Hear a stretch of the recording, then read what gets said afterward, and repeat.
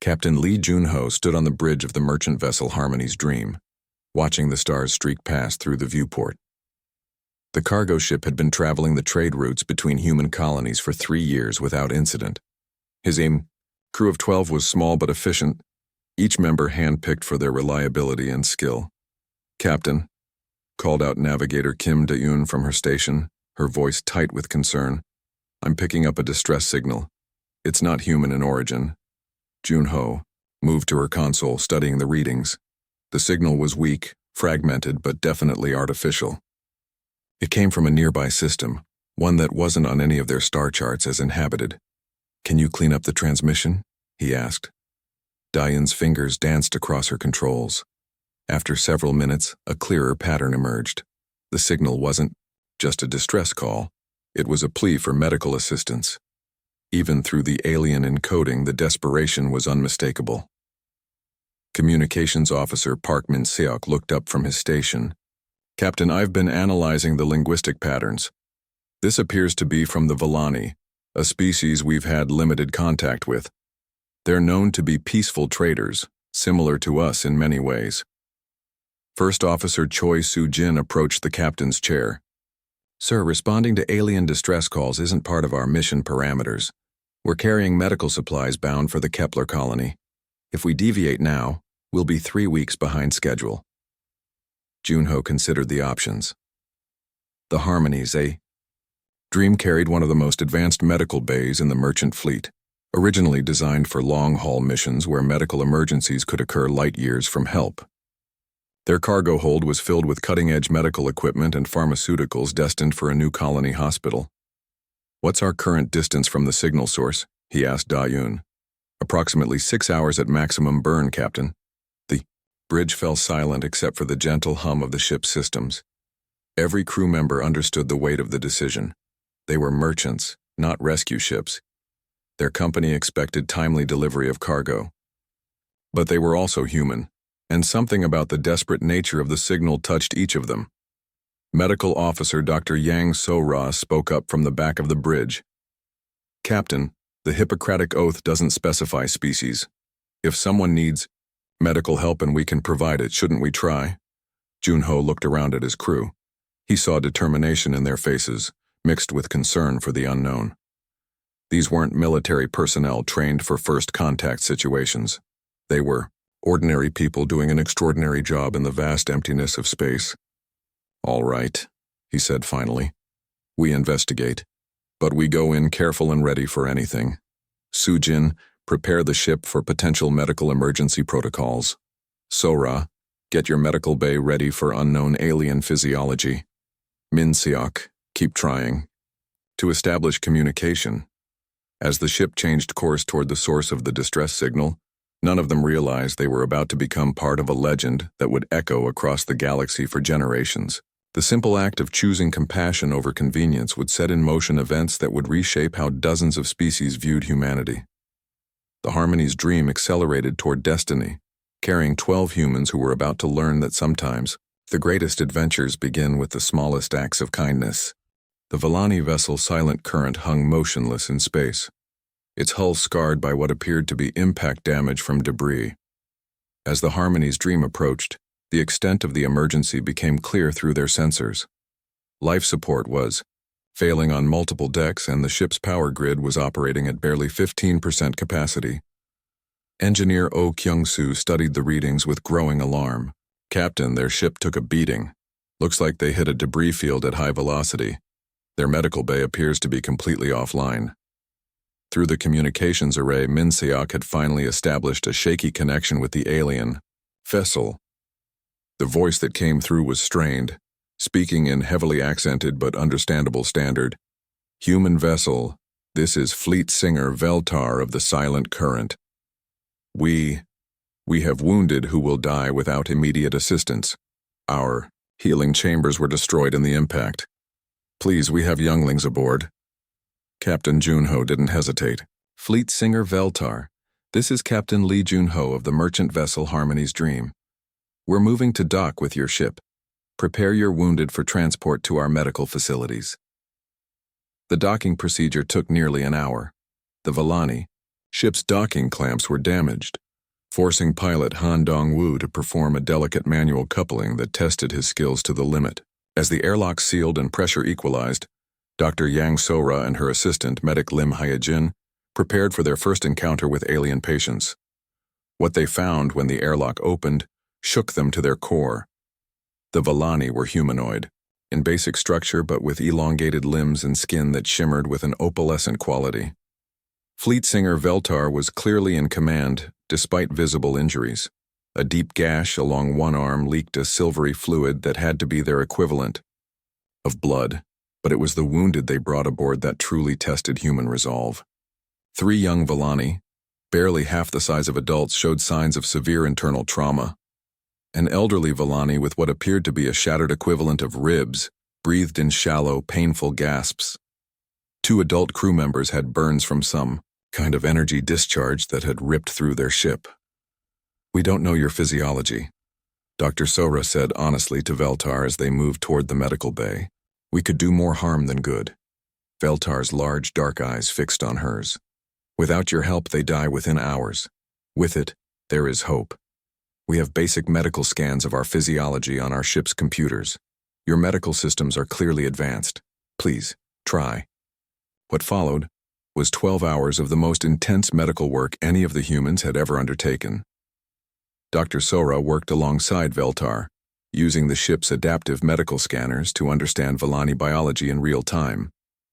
The ship's advanced AI helped translate biological functions, mapping Vallani organ systems to human equivalents.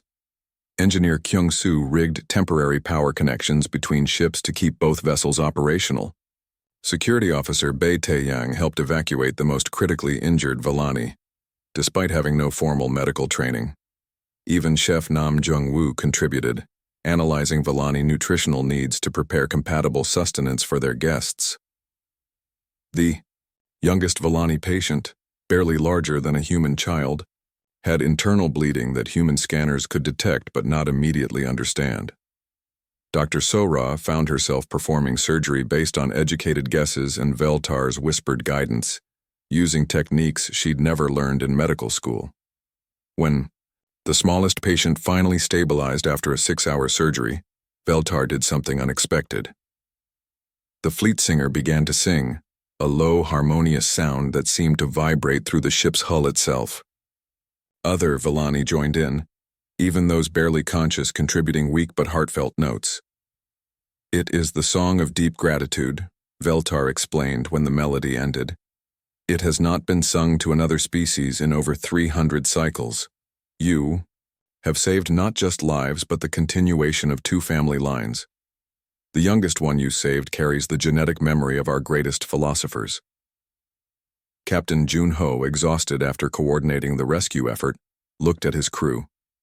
They were tired, stressed, and covered in various alien medical fluids.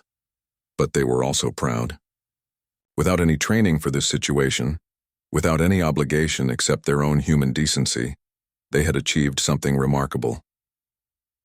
As the Vallani ship's systems slowly came back online with makeshift human repairs, Veltar made a promise that would echo across the stars. "The Vallani harmony will remember this kindness. The song of your compassion will be carried to every world we touch." None of the humans understood yet what such a promise meant in Vallani culture, or how far their influence would extend. 3 months after the rescue of the Silent Current, Captain Jun-ho and his crew had returned to their regular trade routes. The incident had delayed their original cargo delivery by 2 weeks, resulting in penalty fees that nearly bankrupted their small shipping company. But somehow none of them regretted their decision. The first sign that something had changed came when they docked at Frontier Station Epsilon, a bustling trade hub on the edge of human space. As Navigator Da-un was filing their approach vectors, she was approached by a tall, graceful alien she'd never seen before. "You are crew of Harmony's Dream?" the alien asked in perfect standard. Its voice carried an odd musical quality that seemed familiar. "Yes," Da-un replied cautiously. "How can I help you?" The alien placed its hands together in what appeared to be a formal gesture. "I am Corvin of the Vallani Trade Delegation. We have been waiting for your arrival." The song of deep gratitude has reached the Harmony Council. They have authorized me to offer compensation for your delayed cargo delivery and a proposal for future trade partnerships. Da-Yun stared in confusion as the alien produced a credit chip worth more than their ship earned in 6 months. I don't understand. We helped one of your ships, yes, but this seems excessive. You do not understand Villani culture, Corvin said gently. When the song of deep gratitude is sung for another species, it becomes part of our genetic memory. Every Villani born from this day forward will carry the knowledge of your compassion in their very cells. You have not just saved lives, you have changed our species forever. Word of the Villani gratitude spread quickly through the station. Within days, other alien traders began approaching the Harmony's dream crew with unusual offers.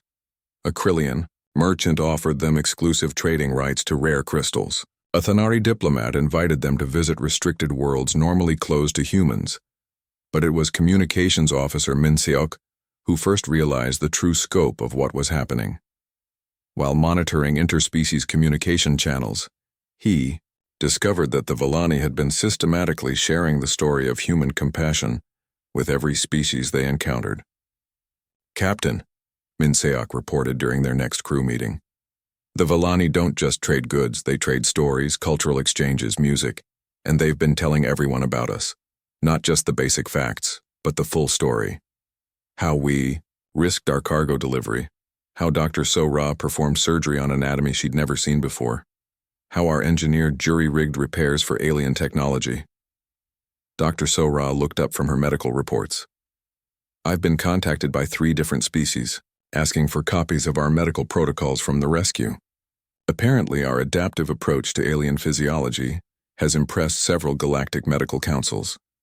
The real surprise came when they received an official communication from Earth's colonial administration. Director Kim Sang-ho appeared on their view screen, looking both pleased and bewildered. Captain Lee, I'll be direct. In the past 3 months, 7 different alien species have reached out to human diplomatic channels requesting expanded trade and cultural exchange agreements. They all cite the same incident, your rescue of the Villani vessel. The Galactic Trade Commission has upgraded humanity's diplomatic status from regional power to trusted partner, based entirely on testimonials about your crew's actions. The crew exchanged glances. They were just merchants. Their ship was old, their resources limited. The idea that their simple act of helping someone in distress could have such far-reaching consequences seemed impossible. Engineer Kyung-soo shook his head in disbelief. Sir, we just did what anyone would do. We saw people who needed help and we helped them. Director Kim smiled. That's exactly what makes this so remarkable. According to our xenological experts, most species help their own kind readily, but are extremely cautious about assisting other species. The galaxy apparently sees humanity's willingness to take risks for strangers as either incredibly brave or incredibly foolish. Which is it? Captain Junho asked. According to early reports, from our new alien contacts, they've decided it's brave. More than brave, they're calling it inspirational. The Villani have shared what they call the Human Compassion Protocol with over 40 different species. It's becoming a model for interspecies cooperation. As the communication ended, the crew of the Harmony's Dream sat in stunned silence. They had inadvertently become ambassadors for their entire species, representatives of human values they didn't even know were unique. First Officer Soo-jin spoke what they were all thinking. We're not diplomats or heroes. We're just people trying to do right by others. It was precisely that attitude that was making humanity legendary across the galaxy, though they didn't know it yet. Their simple human decency was becoming the foundation for something much larger than any of them could have imagined. 6 months after the Villani rescue, the crew of Harmony's Dream found themselves reluctantly famous. Their modest merchant vessel had been upgraded with gifts from grateful alien species, advanced navigation systems from the Krillians, improved medical equipment from the Thanari, and an engine enhancement from the Villani that increased their efficiency by 30%. Captain Junho stood in his expanded ready room, reviewing reports from across human space. Similar acts of compassion by other human crews were being reported with increasing frequency. It seemed their example had inspired other humans to take risks for alien strangers. Dr. Sora entered with a concerned expression. "Captain, we have a problem. I've been monitoring galactic medical networks and there's been an unexpected development." She activated the room's holo display, showing a star chart dotted with various symbols. "Remember how we shared our adaptive medical protocols with those alien medical councils? Well, they've been implementing similar approaches across multiple species. The problem is, it's working too well. How can medical advances be a problem?" Junho asked. "Because now everyone wants human medical officers on their ships and stations. I've received over 200 job offers in the past month, some offering salaries that would make me wealthy beyond imagination. But here's the real issue. Other species are starting to see humans as some kind of miraculous healers. The expectations are becoming impossible to meet." Before Junho could respond, Navigator Da-Eun's voice crackled over the intercom. "Captain, you need to see this. We're receiving a priority communication from the Galactic Coordination Assembly. They want to speak with you directly." The Galactic Coordination Assembly was the closest thing the galaxy had to a unified government, a loose confederation of species that coordinated trade, resolved disputes, and managed interstellar law. For them to contact a merchant captain directly was unprecedented. The holographic projection that appeared in the ready room showed a being unlike any the humans had encountered before. Tall and crystalline, with features that seemed to shift like flowing water, it spoke with a voice that resonated like wind chimes. "Captain Lee Junho of the vessel Harmony's Dream. I am Coordinator Vexani of the Assembly. We must discuss what your species has set in motion." "Coordinator, I'm not sure what you mean. We're just merchant traders." The crystalline being's expression somehow conveyed both amusement and exasperation. "Captain, in the past 6 months, interspecies cooperation has increased by 400%. Medical advancement sharing has reached levels not seen in 3 centuries. Trade disputes have decreased by 60%, largely because species are trying to emulate what they call human fairness." Vexani gestured, and the hologram expanded to show a complex network of connections spreading across the galaxy. "Your single act of compassion has created a cascade effect. Species that haven't cooperated in generations are now working together on humanitarian missions. The Krelians and Thanari, who have been in a Cold War for 50 years, have established joint rescue protocols based on your medical intervention techniques." Junho felt overwhelmed. "Coordinator, we just helped some people who needed help. We never intended to change anything on such a scale." "That is precisely why it worked," Vexani replied. "Your species acted without calculation, without expectation of reward, without considering political ramifications. This is apparently so unusual in galactic civilization that it has become legendary. The human way is now taught in diplomatic academies across 17 different species." Dr. Sora stepped forward. "Coordinator, what exactly do you want from us?" "The Assembly is requesting that humanity consider joining as a formal member species, not as a client race or junior partner, but as full participants in galactic governance. Your species' approach to interspecies relations has proven more effective at promoting cooperation than centuries of traditional diplomacy." The implications hit the crew immediately.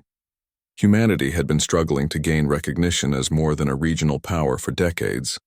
Now they were being offered a seat at the galactic table based on the actions of one merchant crew. Engineer Kyung-soo, who had been listening quietly, spoke up. "Sir, what about all the other human crews who are now following our example? Are they ready for this kind of responsibility?" Vexani's crystalline features brightened. "That is the most encouraging question you could ask. Your species continues to demonstrate the wisdom that first caught our attention. Yes, we are aware of the other incidents. A human mining vessel that shared life support with a stranded draconian ship. A human research station that opened its facilities to refugees from 3 different species during a stellar storm. A human diplomatic courier who risked her life to deliver critical medical supplies to a plague-stricken world." The coordinator paused, letting the information sink in. "Captain Lee, your crew didn't create human compassion. You revealed it to the galaxy. What we've learned is that this is not an isolated incident, but a fundamental characteristic of your species. That is why we need humanity in the assembly. The galaxy requires your perspective. As the communication ended, the crew sat in stunned silence once again. Their simple merchant vessel had become the catalyst for humanity's elevation to galactic prominence. But more than that, they had apparently revealed something about human nature that even they hadn't fully understood. Security Officer Tae Yang summed up what they were all thinking. "We're really not qualified for this, are we?" "Captain," Junho smiled grimly, "I don't think anyone ever is, but maybe that's the point." 1 year after the Vellani rescue, the crew of Harmony's Dream found themselves at the center of the galaxy's first interspecies humanitarian crisis. A rogue stellar fragment had struck the agricultural world of Kepler Prime, home to a mixed colony of humans and 3 alien species. The disaster had contaminated the atmosphere and disrupted the planetary ecosystem, threatening the survival of over 2 million beings. Captain Junho stood in the Assembly's Crisis Coordination Center on Station Nexus, surrounded by representatives from dozens of species. His modest merchant crew had been specifically requested to coordinate the relief effort, not because of their expertise, but because their example had inspired the cooperation now desperately needed. "The situation is deteriorating rapidly," reported Thanari science leader Kethvon. "Atmospheric processors are failing, and we have perhaps 60 days before the environment becomes uninhabitable for all resident species." Krillian Fleet Commander Dortax added his assessment. "Traditional evacuation protocols would require 6 months minimum. We cannot move 2 million beings fast enough with conventional methods." The assembly hall buzzed with dozens of different alien languages as species representatives debated solutions. The sheer scale of the disaster was beyond anything the galaxy had faced in living memory. Worse, the mixed population meant that any solution had to work for radically different physiologies simultaneously. Dr. Sora had been working with alien medical experts for weeks, trying to develop environmental suits that could keep all 4 species alive during evacuation. "The problem is biological compatibility," she explained to the assembled leaders. "What saves the humans might poison the Vellani. What protects the Krillians could be lethal to the draconian settlers." "There is another option," announced Fleet Singer Veltar, now speaking as an official Vellani representative. "My people have developed theoretical evacuation protocols based on human adaptive methodologies, but they are untested and extremely dangerous." Coordinator Vexani's crystalline form shimmered with apparent stress. "Explain these protocols." Veltar activated a holographic display showing complex orbital mechanics. "Instead of trying to solve the compatibility problem, we embrace it. We use the human approach, adapt to each situation as it develops. Multiple species, multiple ship types, multiple evacuation strategies running simultaneously. Organized chaos, guided by the human principle of figure it out as you go." The assembly erupted in concerned murmurs. Traditional galactic crisis, management relied on careful planning, detailed protocols, and systematic execution. What Veltar was suggesting violated every established principle of large-scale operations. Commander Dortax was the first to voice the general concern. "You're suggesting we risk 2 million lives on improvisation?" Engineer Kyung-soo stepped forward, his voice carrying across the chamber despite his nervousness at addressing such an august assembly. "Sir, with respect, we're not talking about improvisation. We're talking about adaptation. The human way isn't about not having a plan. It's about changing the plan when reality doesn't match expectations." Communications Officer Min Seok added, "Every species here has different strengths. The Vellani are master organizers. The Krillians have the fastest ships. The Thanari have the best environmental technology. The Draconians are experts at survival in harsh conditions. What if we stopped trying to create one perfect solution and instead created multiple good enough solutions that work together?" Dr. Sora pulled up her medical data. "I've been analyzing this wrong. Instead of creating one universal environmental suit, what if we create species-specific solutions but use compatible technologies? Humans handle the adaptive logistics, Vellani coordinate the evacuation sequences, Krillians provide rapid transport, Thanari supply environmental support, and Draconians manage survival protocols for the most dangerous areas. The concept was revolutionary by galactic standards but seemed obvious once explained. Instead of finding the single best solution, they would find the best solution for each specific challenge and coordinate them into an effective whole. Coordinator Vex Ani considered the proposal for several long minutes. You are suggesting we trust our most complex operation ever to the principle that made one merchant crew legendary? Captain Junho found himself speaking for all humanity. Coordinator, legends aren't made by perfect plans. They're made by people willing to do whatever it takes to help others, even when they don't know exactly how. The vote was close, but the Assembly approved Operation Harmony, named after both the human ship that started it all and the Vellani concept of cooperative action. What followed was the largest coordinated effort in galactic history, involving over 300 ships from 24 species, all working under principles that had never been tested on such a scale. The evacuation took 53 days. It was chaotic, improvisational, and occasionally terrifying. Ships broke down and were repaired with alien technology. Species that had never worked together found themselves sharing life support systems. Human crews found themselves commanding vessels they'd never seen before, while alien officers adapted human-style thinking to solve problems their training had never prepared them for. When the last transport lifted off from Kepler Prime's dying surface, every being had been safely evacuated.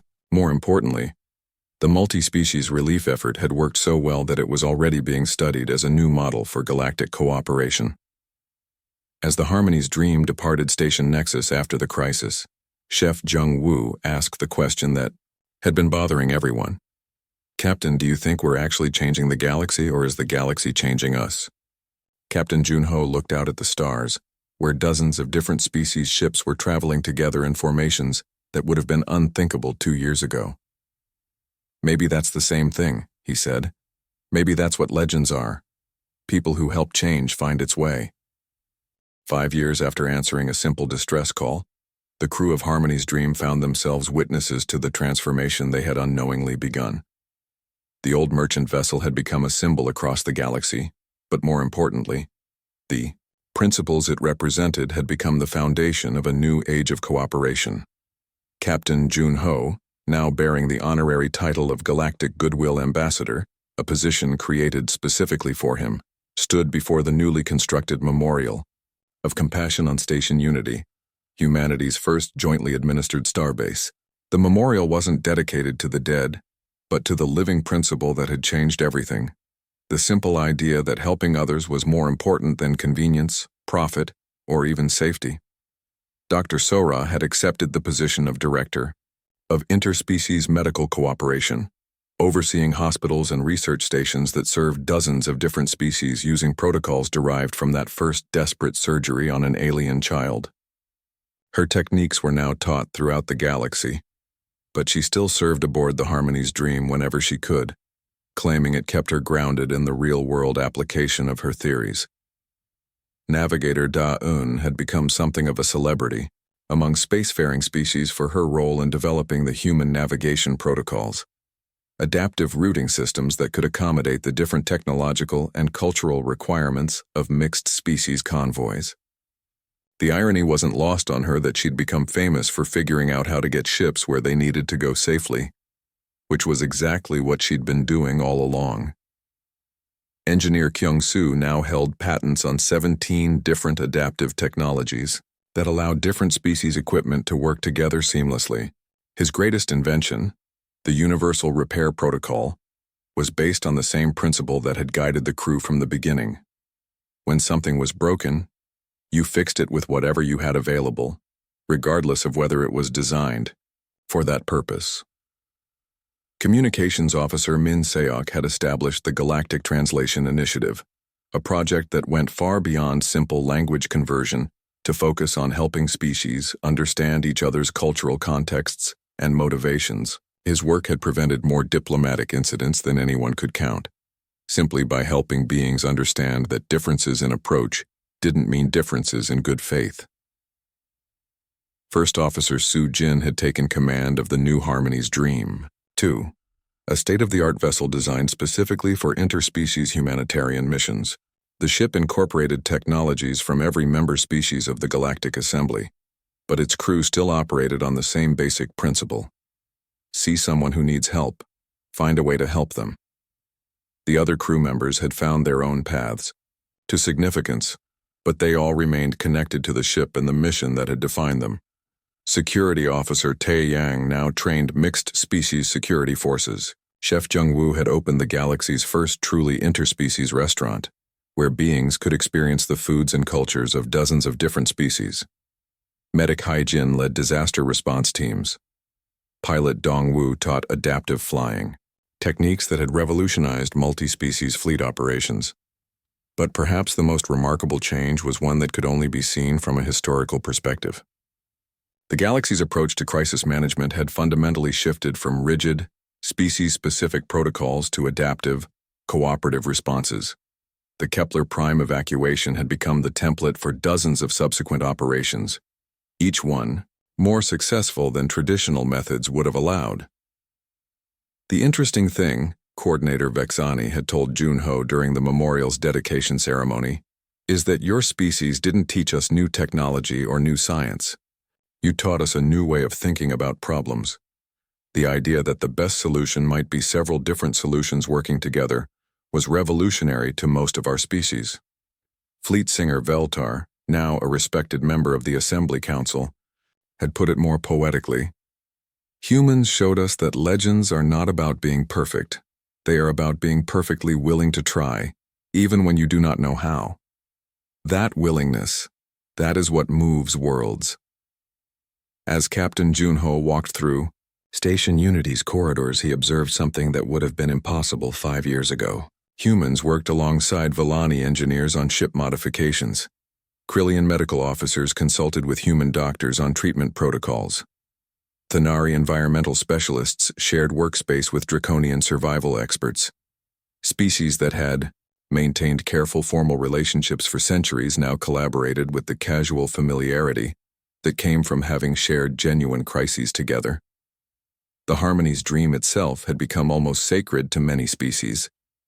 Though it was now equipped with the most advanced systems in the galaxy, the crew insisted on keeping its original humble exterior.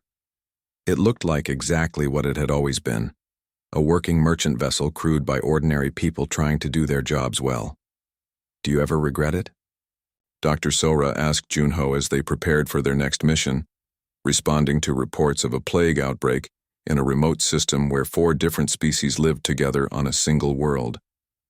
Our lives became so much more complicated after that. First rescue.